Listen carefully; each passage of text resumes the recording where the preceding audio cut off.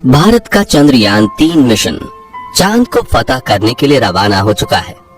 14 जुलाई 2023 के दिन दोपहर के 2:35 पर बाहुबली चंद्रयान-3 ने श्रीहरिकोटा के सतीश धवन स्पेस सेंटर से एक सफल उड़ान भरी और अब चंद्रयान-3 अंतरिक्ष में पहुंचकर धरती के आसपास इलिप्टिकल रूट में एंट्री ले चुका है, जिसमें सफर करते हुए स्पेसक्राफ्ट धीरे धीरे पृथ्वी से दूर और चांद के पास जा रहा है।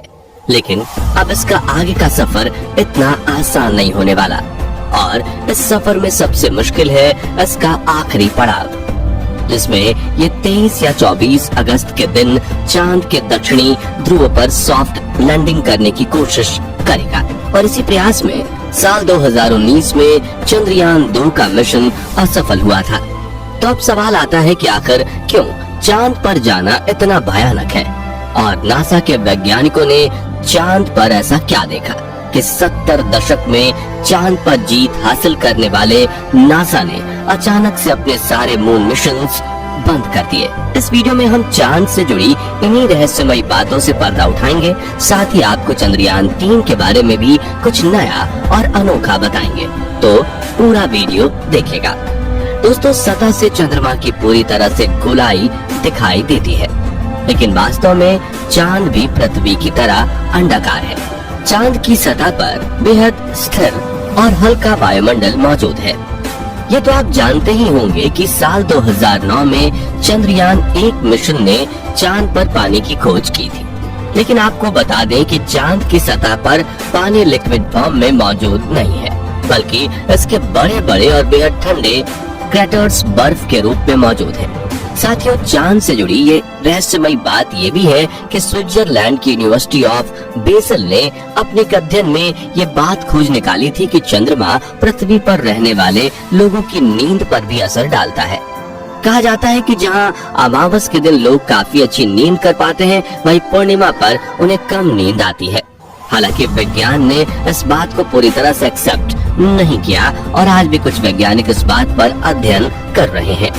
दोस्तों, चांद की जमीन काफी ऊबड़-खाबड़ है और इसमें कई बड़े बड़े क्रेटर यानी गड्ढे मौजूद हैं, जो इतने बड़े हैं कि पिछले करोड़ों सालों से इनके अंदर सूरज की रोशनी तक नहीं पहुंच पाई है। इनमें से सबसे बड़ा गड्ढा चांद के दक्षिणी ध्रुव में मौजूद है।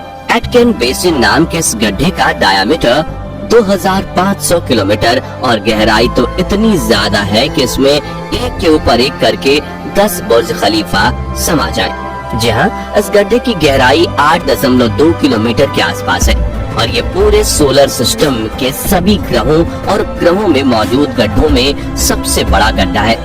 माना जाता है कि चांद के इन क्रैटर्स में पानी छुपा हो सकता है और वो भी थोड़ा बहुत नहीं बल्कि पूरे 100 मिलियन टन। इसके अलावा यहाँ hydrogen, ammonia, methane, sodium, mercury और सिल्वर जैसे मूल्यवान संसाधनों का खजाना मौजूद हो सकता है। इसकी खोज करने के लिए ही चंद्रमा पर चंद्रयान-3 मिशन को भेजा गया है। साथियों, साल 1959 में रशिया के स्पेसक्राफ्ट ने पहली बार चांद पर लैंडिंग की थी। इसके बाद अमेरिका ने भी कई मून मिशन किए और 20 जुलाई 1969 के दिन नासा के अपोलो 11 मिशन के दौरान एस्ट्रोनॉट नील आर्मस्ट्रॉन्ग और बज एल्ड्रिन ने चांद पर पहली बार कदम रखा था। जिसके बाद नासा ने कई मून मिशन किए थे और अपने कुल 12 एस्ट्रोनॉट्स को चांद पर भेजा। एस्ट्रोनॉट्स ऐसे व्यक्तियों को कहते हैं जो पृथ्वी के वायुमंडल से ऊपर जाकर अंतरिक्ष यानी चांद पर जाकर रिसर्च करें। लेकिन दिसंबर 1972 में अपोलो 17 मिशन के बाद नासा ने अचानक से इंसानों को चांद पर भेजना बंद कर दिया, जिसके लिए उन्होंने ये कारण दिया कि चांद पर फिलहाल ऐसा कुछ नहीं है जिसकी रिसर्च की जा सके। लेकिन कुछ लोगों का ये भी कहना था कि नासा ने असली कारण को छिपाया है। नासा के भेजे गए इन 12 में से कई अंतरिक्ष यात्रियों ने चांद पर कुछ अजीब सी आवाजें भी सुनी थी। तो कईयों ने इन पर बने एक अजीब ब्रिज और कूलिंग टावर जैसी रचना को भी देखा था।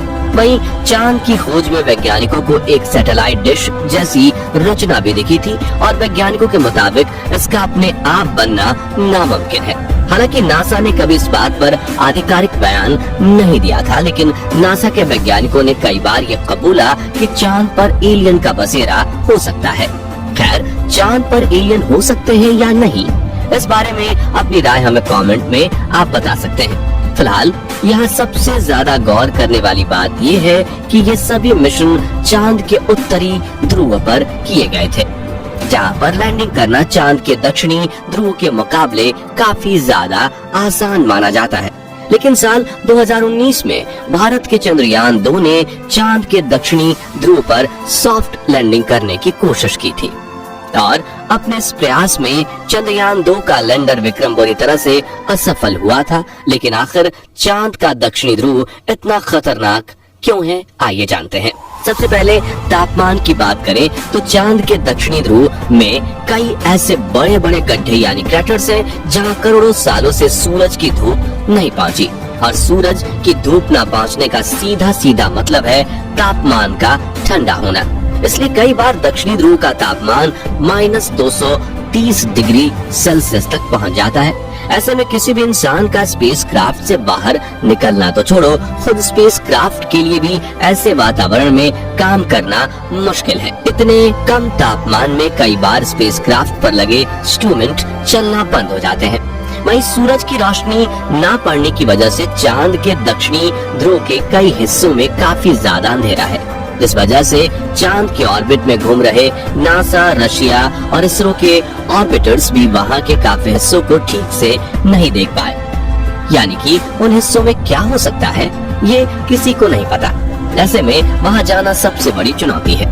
इसके अलावा चांद के दक्षिणी ध्रुव की जमीन उत्तरी ध्रुव से ज्यादा उबड़ खाबड़ है, पर यहाँ पर कुछ सेंटीमीटर से लेकर 2500 किलोमीटर तक के बड़े बड़े गड्ढे हैं। ऐसे में रिसर्च के लिए किसी भी रोवर को यहाँ चलाना हो तो काफी सावधानी बरतनी पड़ती है, और अगर रोवर किसी बड़े क्रैटर में गिर गया तो उसे वहाँ से निकालना लगभग नामुमकिन हो जाएगा और रिसर्च मिशन भी फेल हो जाएगा।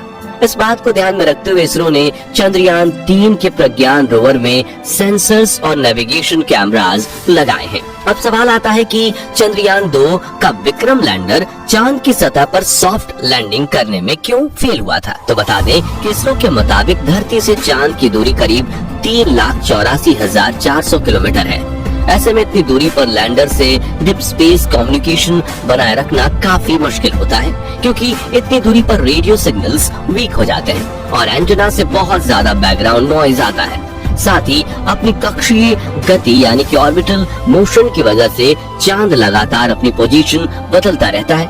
ऐसे में तय की गई लैंडिंग साइट पर पहुंचने के लिए लैंडर को भी सही मोशन पकड़े रहना पड़ता है।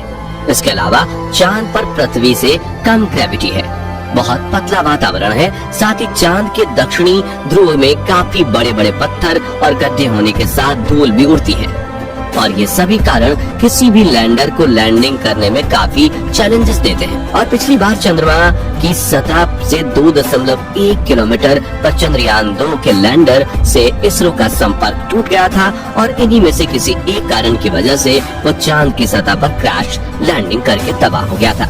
लेकिन पिछली बार आई मुसीबत से सीख लेकर इसरो ने चंद्रयान 3 के लैंडर विक्रम को पहले से ज्यादा एडवांस्ड और पावरफुल बनाया है। जैसे कि चंद्रयान 2 के विक्रम लैंडर में 5 थ्रस्टर्स थे, लेकिन चारों तरफ सही संतुलन बनाए रखने के लिए चंद्रयान 3 के लैंडर में बड़े और एडवांस 4 थ्रस्टर्स लगाए गए हैं। इसके अलावा इस बार के विक्रम लैंडर में लेग्स को बड़ा और मजबूत कर दिया गया है। साथ ही इसकी फ्यूल स्टोरेज कैपेसिटी को भी बढ़ाया गया है। वहीं इसमें लगे कम्युनिकेशन डिवाइस भी एडवांस्ड और तकनीक का इस्तेमाल कर रहे हैं, जिससे ये इस बार लैंड कर इसरो से संपर्क ना तोड़े। और सबसे जरूरी बात, इसके सॉफ्ट लैंडिंग सीक्वेंसेस को भी काफी हद तक सुधार दिया गया है। इन सभी बदलावों से चंद्रयान 3 के लैंडर को चांद की सतह पर सॉफ्ट लैंडिंग करने में आसानी होगी। साथियों, इन सभी बदलावों को टेस्ट करने के लिए सिमुलेशन चलाकर विक्रम लैंडर की हजारों बार टेस्टिंग की गई है, जिसमें ठंडे तापमान में उपकरण चल रहे हैं कि नहीं उनकी जांच करना, लैंडर के पैरों की मजबूती टेस्ट करना, कम ग्रेविटी में थ्रस्टर्स टेस्ट करना, उबड़ खाबड़ सतह पर लैंड करवाना वगैरह शामिल है। वह इसकी लैंडिंग साइट यानी चंद्रमा की धरती पर उतारने की जगह को भी पहले से ज्यादा बढ़ाकर 4x2.4 किलोमीटर की लोकेशन चुना गया है। और यदि सब कुछ प्लानिंग के मुताबिक रहा तो 23 या 24 अगस्त के दिन विक्रम लैंडर को चांद की सतह पर लैंड करवा दिया जाएगा। दोस्तों, अगर इस बार चंद्रयान 3 का लैंडर चांद पर बिल्कुल सही तरीके से सॉफ्ट लैंडिंग करता है तो अमेरिका, रशिया और चीन के बाद भारत वो चौथा देश होगा जो चांद पर सॉफ्ट लैंडिंग करेगा। साथ ही हमारा भारत वो पहला देश बनेगा जिसने चांद के सबसे भयानक हिस्से यानी साउथ पोल पर लैंडिंग की है, जिससे स्पेस रिसर्च के फील्ड में भारत का नाम सबसे ऊंचा हो जाएगा।